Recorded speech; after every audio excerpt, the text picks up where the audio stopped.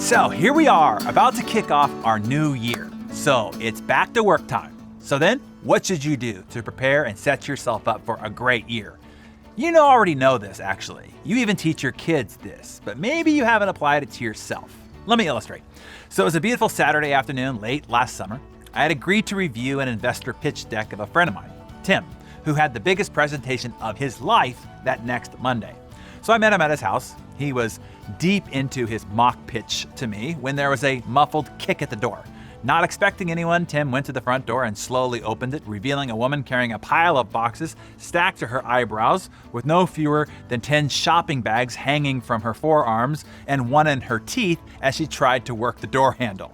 It was his wife, Angela. Behind her was their son, Colton, and daughter, Sophia, also weighted with goods in their arms. Before we could even exchange hellos, the kids barged through the front door and dumped their treasures on the living room floor. Dad, wait till you see what we got, Sophia said, gasping for breath. I'll admit it, I was a bit confused. It was August, not December.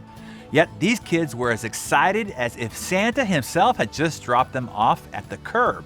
Tim gave me a look and said, "Get comfortable. Looks like this pitch is going to take center stage." So he and his wife settled into the couch on either side of me, awaiting the big show. I asked, "What is this all about anyway?" Silly me. Angela replied, "It's back to school time. This is part of the prep work."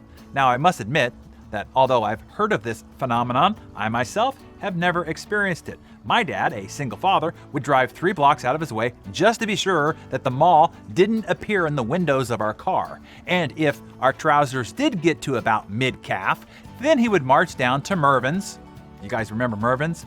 Like General Patton, with us nearly in a sprint behind him just to keep up. He would march right to the checkout counter, look at his watch, and announce, "You have 6 minutes to get what you need." And he emphasized need as to immediately eliminate any wants that we might have. Then he'd shout, state, but it certainly felt like a shout, "If it's not on this counter in 6 minutes, tough, go." And we would scurry around Mervyn's in an anxious, heart-palpitating panic. Just thinking back on it now makes me nervous. We'd run up to the cash register praying we didn't miss the deadline and pile our rations onto the counter. Then, of course, he'd eliminate half of them and we'd be marching back to the front door. When we got outside, he'd take a deep breath as if he had been holding it the entire time, look at his watch and snicker, 9 minutes, 36 seconds. So you can see why this back to school stuff was a new phenomenon for me. So back to the show. There they were, Tim's son and daughter, pulling every single item from the multitude of bags, creating a giant pile of mayhem. They held up each item one by one for their enthralled audience to view. Every t-shirt, sweatshirt, pair of jeans, and shoes with lights on the bottom elicited oohs and ahs from the rapt audience. And then there were backpacks, and there were lunch bags, and there were socks, and even underwear. Sophia squealed as she held up a Justin Bieber dual pocket folder, and Colton carefully checked to make sure that every inch of his new red plastic ruler was accounted for. The show went on for 20 minutes. I have never seen another human being so excited about a pack of number 2 pencils as Tim's kids were that day. "Well, kids," Tim said in a fatherly tone, "do you think you're ready?" "Yes," they both shouted. "This is going to be the best year," Sophia said as she clutched a Hello Kitty notepad to her chest.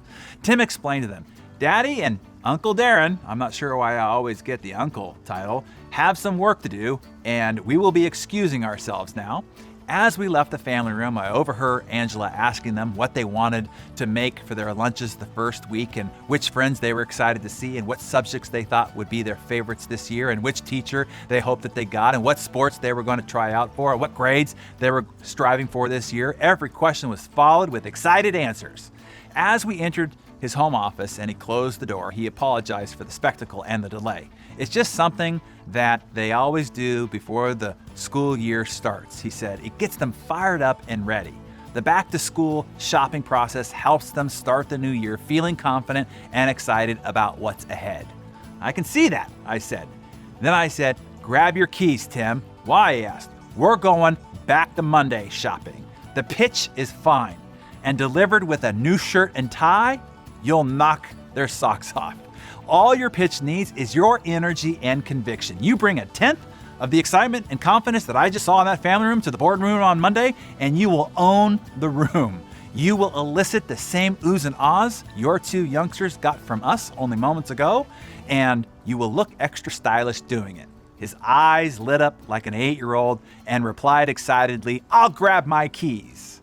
So, my friends, what is it going to take for you to be prepared to have a great year? What's going to launch you into your new school year or work year? Excited, confident, and ready. Tell us what preparations you're going to do to make this the best year yet. You feel it, don't you?